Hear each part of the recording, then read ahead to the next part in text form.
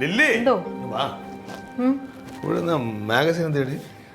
അതൊക്കെ പഴയതല്ലായിരുന്നു. ഒരു ആക്രിക്കാരൻ വന്നപ്പോ ഞാൻ എടുത്തു കൊടുത്ത്. ആ മാഗസിനാ? അത് പിന്നെ എന്തിനാ ഇവിടെ വെച്ചിട്ട്? സാധാരണ പഴയതൊക്കെ നമ്മൾ കൊടുക്കാറില്ലേ? എടി ഞാനൊരു 3-4 ദിവസം കൊണ്ട് എഴുതിക്കൊണ്ടൊരു ലേഖനമില്ലേ, അതാ മാഗസിനകത്ത് വെച്ചിരിക്കായിരുന്നു ഞാൻ. എടി എന്തെങ്കിലും എടുത്ത് പുസ്തകം ഒന്ന് തുറന്നു നോക്കണ്ടേ? അല്ലെങ്കിൽ നീ പുസ്തകം തുറന്നു നോക്കാത്ത ആളാണ്.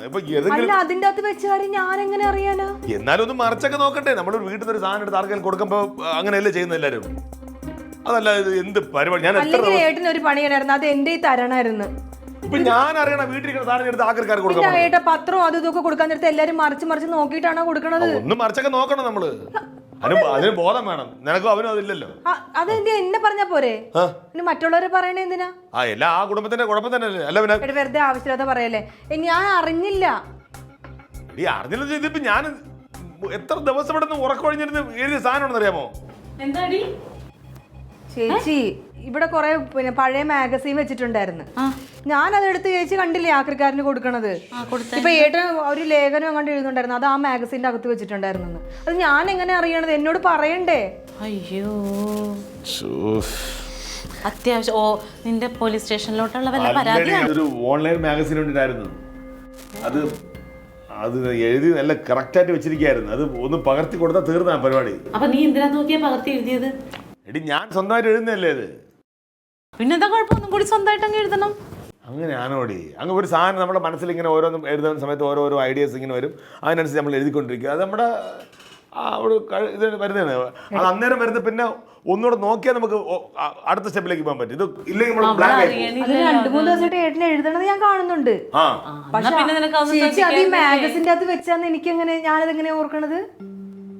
ഏട്ടനടുത്ത് എവിടെയെങ്കിലും സൂക്ഷിച്ചു വെക്കുമെന്നല്ലേ ഞാൻ വിചാരിച്ചു. കടലാസായിട്ട് ഒന്നും ഇല്ല, എല്ലാം എടുത്തു കൊടുക്കാത്ത എന്നെ എടുത്ത് കൊടുക്കും.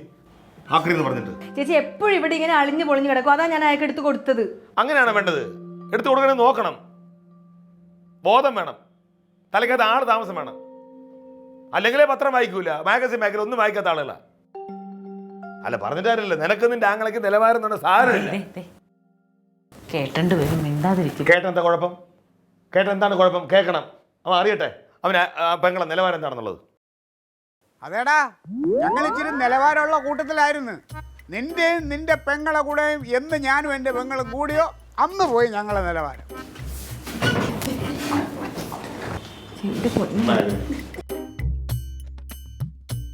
ഡാ എന്തെങ്കിലും പറയാനുണ്ടെങ്കിൽ മര്യാദയ്ക്ക് അവളുടെ അടുത്ത് പറയണം. അല്ലാതെ അവളെ ആങ്ങളെയും ചേർത്ത് നാട്ടുകാരെ കേൾക്കാൻ വേണ്ടി വിളിച്ച് പറയരുത്. പെങ്ങളെ പ്രവൃത്തി എന്താണ് ആങ്ങളെ അറിയട്ടെ. ഇപ്പൊ എന്താ കുഴപ്പമാണ്? അങ്ങനെ ആണെങ്കിൽ മര്യാദക്ക് പറ. നീ മര്യാദയായിട്ട് പറ. പറയാം, ഒരുപാട് വിശേഷമുണ്ട്. വിളിച്ചു പോവണ്ട. എന്താ പ്രശ്നടി? ഒന്നുമില്ല. അവൻ എന്തോ ലേഖനം എഴുതിയത് അവൾ അറിയാതെ എടുത്ത് ആക്രിക്കാർക്ക് കൊടുത്തു, അത്രേ ഉള്ളൂ. അല്ലെങ്കിൽ എവോ എഴുതുന്നത് ആക്രിക്ക് കൊടുക്കാനേ കൊള്ളാവൂ. ആവശ്യമില്ലാത്ത കാര്യം സംസാരിക്കരുത്. ഇത് ഞാൻ പറഞ്ഞിട്ടുണ്ട്. അല്ല, ഇപ്പൊ ഇത് എഴുതിയ സാധനം ഒന്നുകൂടെ എഴുതണം. അത് പറ്റാതിരിക്കാൻ നീ മഹാഭാരതം ഒന്നും അല്ലല്ലോ എഴുതിയത്. എന്റെ തല ചൂടാക്കാൻ നീ പോ. അവന് ഒരുപാട് ബുദ്ധിമുട്ടി എഴുതിയതായത് കൊണ്ടാണ്. അല്ല, ഞാൻ അറിയാൻ വയ്യാത്തോണ്ടിരിക്കുകയാണ്. ഇവനിപ്പോൾ പോലീസിൽ പണിയൊന്നുമില്ലേ, ഇവൻ ഇത് എഴുതിക്കൊണ്ടിരിക്കാൻ. മാസം ഞങ്ങളെപ്പോലുള്ള സാധാരണക്കാരുടെ നികുതി പണം ശമ്പളമായിട്ട് വാങ്ങിച്ചിട്ട് ലേഖനം എഴുതാൻ നടക്കണം. നാട്ടിലിവിടെ അഴിമതി അക്രമവും ഇങ്ങനെ പെരുകിക്കൊണ്ടിരിക്കുകയാണ്. ഇവിടെ ലേഖനം എഴുതുന്നിടത്ത് എടാ നിന്റെ കാര്യം എന്റെ ഞങ്ങളെ ഭരണം വരട്ടാ.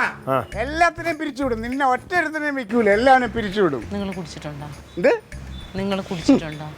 കുടിച്ചിട്ടുണ്ടായിരുന്നില്ല. ഇവന്റെ വർത്താനത്തിന് അടിച്ചവന്റെ കർണക്കുട്ടി ഞാൻ പൊളിച്ചത്. നിങ്ങൾ വന്നേ ഇപ്പൊ കർണക്കുട്ടി പൊളിയും. പെങ്ങളെടുത്ത് സംസാരിക്കാണ്ടേ മര്യാദക്ക് സംസാരിക്കും. പിന്നെ സമാധാനമാണെങ്കിൽ സമാധാനം, അക്രമമാണെങ്കിൽ ഞാൻ അതിക്രമം കാണിക്കും. അവിടെ മാറി നിന്നിട്ട് നിങ്ങൾ അതിക്രമം